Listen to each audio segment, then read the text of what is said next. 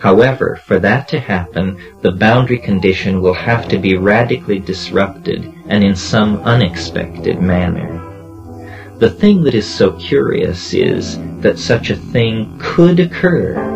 That is where our map of the chronon would allow one to predict. There is, however, a problem with it. Because we suggest a model of time with a spiral structure, events keep gathering themselves into tighter and tighter spirals, which lead inevitably to a final time. Like the center of a black hole, the final time is a necessary singularity, a place where something happens which breaks down the physical laws established in the previous epoch. Imagining what would happen in that condition has caused science to shy away from such an idea, although Western religions have no trouble whatever embracing the concept of a final time. We would say within the context of our theory that millenarians argued for apocalypse because they were getting a reflection back through time, a ricochet, as it were, a distorted image of an apocalyptic event.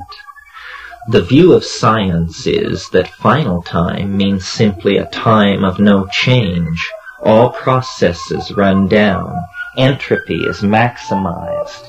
The idea of entropy makes an assumption that the laws of the space-time continuum are infinitely linearly extendable into the future. In a spiral time scheme, this assumption is not made. Rather, final time means passing out of one set of laws which are conditioning existence and into another set of laws conditioning existence.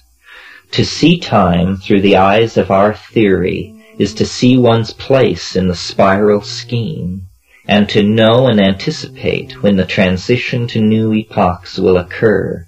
One sees this in the physical world. The planet is 5 or 6 billion years old, the first turn of the spiral. Then life appears.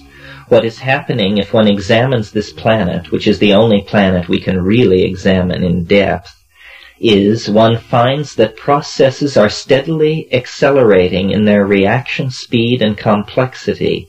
A planet swings through space 2 billion years before life appears, and the instant life gets started, a mad scramble is on.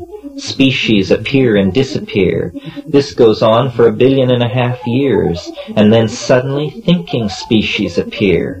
From the dumb confrontation with the chipped flint to the starship is 20,000 years, tops. What could that be but the ingression of a new set of laws? Laws that are allowing our species to manifest very peculiar properties. Humanity is made by DNA like rattlesnakes and poplar trees, but we trigger the same energies that light the stars. We do this on the surface of our planet, or we can create a temperature of absolute zero. We do these things because though we are made of mush and mud, we have minds, and we know about the detour through tools.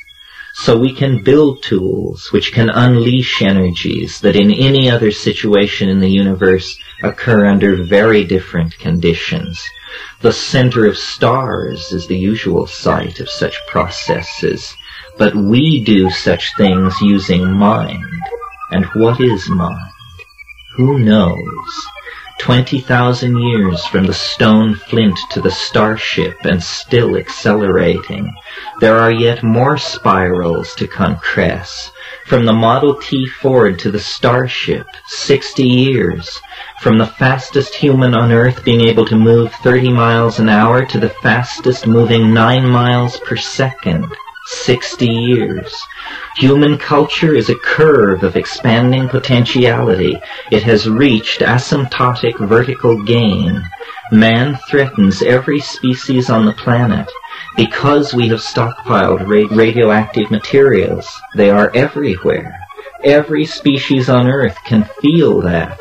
The planet, as an ecological entity, can react to that kind of pressure. It is 3 billion years old. It can deal with this. Dualistic talk about man not being part of the natural order is foolish. We could not have arisen unless there was purpose of ours which fit into the planetary ecology. It is not clear what it is, but it seems to have to do with our enormous research instruments and crises. By stockpiling atomic weapons, we have claimed the capacity to destroy the earth like a stick of dynamite in a rotten apple. And why? We do not know why. Surely not for the political and social reasons that are given. We are simply a tool-building species that is itself the tool of a planetary ecology that has this perception of a higher dimensional mode. It knows what the boundary constraints are and is organizing life to transform itself.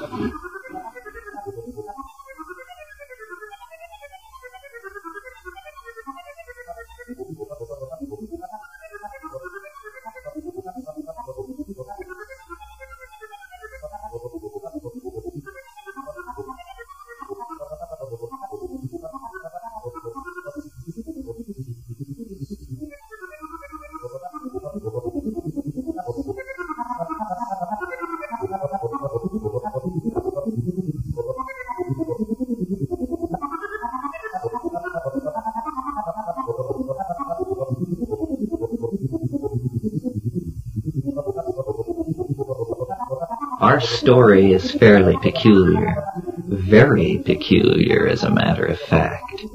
It is hard to know what to think, because a phenomenon of all kinds of mental illness is visions of some kind, of a fantastically complicated thing which happens to put you in the very center of everything. And this theory does that. So does immediate experience. It is important to have recourse to the scientific method. If the theory is real, it can be proven in the calm confines of the laboratory. And if it is not real, that should be made explicitly clear through careful experiment. To empathize with the visions at La Chirera, one must imagine what one can imagine. Imagine if wishes were horses, how beggars would ride. The ideas were so compelling because with fourth-dimensional matter one can do anything. One can spread it out and climb on it and take her up to any altitude, adding oxygen by the act of noting the need for sane. It's the flying saucer again. One can climb inside it. Since it is oneself, it is like putting on your mind like a wetsuit. The flying saucer is the perfected human mind. It waits warmly humming at the end of human history on this planet. When it is perfect, there will be an ontological mutation of the human form, the resurrection body that Christianity is all about. It is the genius of human technology to master and to serve the energies of life and death and time and space. The UFO holds out the possibility of a mobile mind, a ship that can cross the universe in the time that it takes to conceive it, because that is what the universe is, a thought. Then humanity, the masters of thought, would set out.